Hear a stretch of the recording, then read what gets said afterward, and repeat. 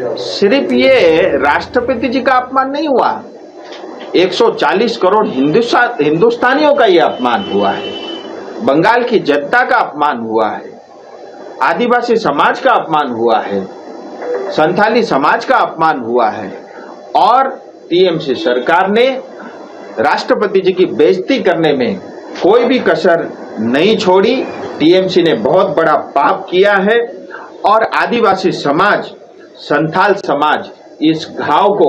कभी भूलेगा नहीं, कभी माफ नहीं करेगा। और एक बार फिर, क्योंकि इससे पहले भी राष्ट्रपति का अपमान हुआ है, इससे पहले भी आदिवासी सांसदों को नॉर्थ बंगाल में पीटा गया है और आज जो राष्ट्रपति जी के साथ जो दुर्व्यवहार हुआ है, एक बात ये स्पष्ट है, क्योंकि राष्ट्रपति जी स्वयं आदिवासी समाज से आती है, देश की पहली जो है आदिवासी राष्ट्रपति है, जिनके साधारण परिवार से आती हैं, जिनके संघर्ष, जिनके त्याग से, जिनकी तपस्या से, जिनके सेवा के कारण आज वो इस पोजीशन तक पहुंची है और देश की जो है सर्वोच्च पद पे वो विराजमान है।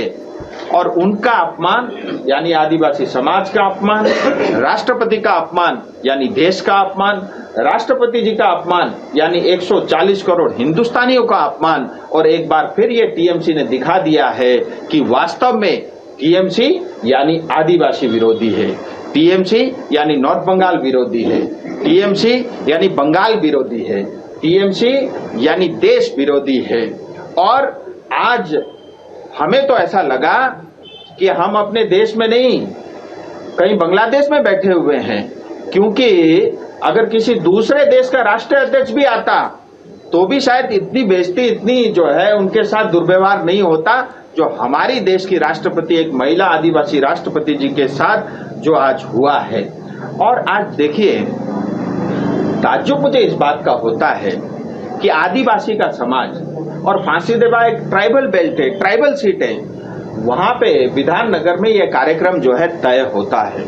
और बहुत लंबे समय के बाद जाकर के प्रशासन परमिशन को डिनाई कर देता है, यानी परमिशन के लिए मना कर देता है और कारण बताता है कि वहां पे जाना आना निकलना कंजस्टेड रहेगा, राष्ट्रपति जी के लिए ठीक नहीं रहेगा। लेकिन आप सबने देखा,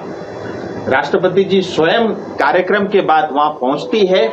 आदिवासी समाज के साथ मिलती है और आधे घंटे के अंदर में 4000 से ज्यादा आदिवासी समाज के लोग वहां इकट्ठा हो जाते हैं। तो ये बात स्पष्ट पता चल जाता है, प्रशासन और टीएमसी सरकार पूरी तरह इस कार्यक्रम को फेल करने में और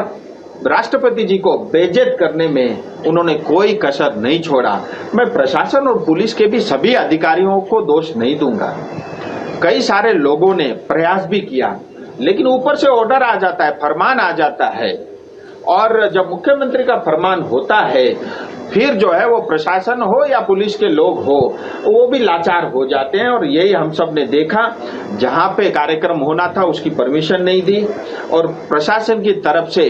जब देश की राष्ट्रपति आती है तो उनके हिसाब से कोई उपयुक्त जो है व्यवस्था नहीं थी और जो ऑर्गेनाइजर कमेटी के हमारे संथाल समाज के सीधे साधे लोग थे उनके साथ बार बार दुर्व्यवहार, उनकी बेइज्जती की गई, प्रोटोकॉल फॉलो नहीं किया गया और चाहे मंच हो चाहे ग्रीन रूम हो, वहां पे राष्ट्रपति के हिसाब से जो व्यवस्था होनी चाहिए थी वो उन्होंने नहीं की और दूसरे को वो करने भी नहीं देते। और साथ ही आपने उस मैदान में आपने देखा कितना कचरा भरा हुआ था,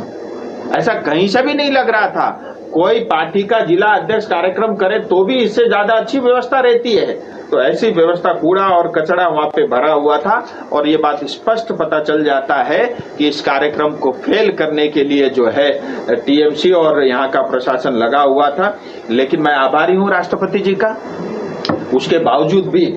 जहां कार्यक्रम पहले से तय था उस स्थान पे गई, करीब 30 से 40 किलोमीटर अतिरिक्त यात्रा, जाने आने में करीब 70-80 किलोमीटर की यात्रा करनी पड़ी। उन्होंने अपना समय निकाला और जाकर के आदिवासी समाज भाई बहनों के साथ, माताओं के साथ उन्होंने मिला और वहां पे जाकर के उन्होंने पेड़ लगाने का भी काम किया। एबीपी आनंद एगिए थाके एगिए राखे।